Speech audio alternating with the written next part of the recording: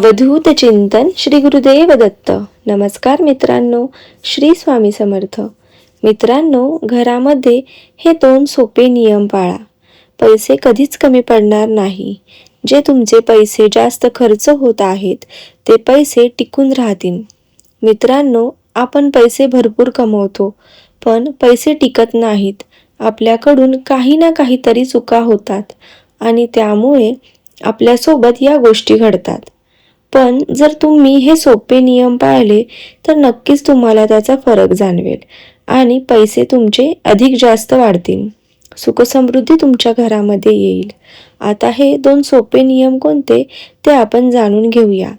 पहिला नियम म्हणजे तुम्ही जेव्हा पैसे घरी आणता तेव्हा ते पैसे देवघरामध्ये ठेवा. त्यावर हळदी कुंकू व्हा आणि त्या पैशांची पूजा करा.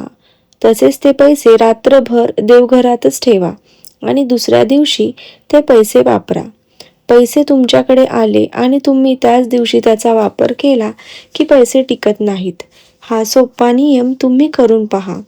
आता दुसरा नियम म्हणजे तुम्ही तुमच्या घरच्या तिजोरीमध्ये श्रीयंत्र आणून ठेवा.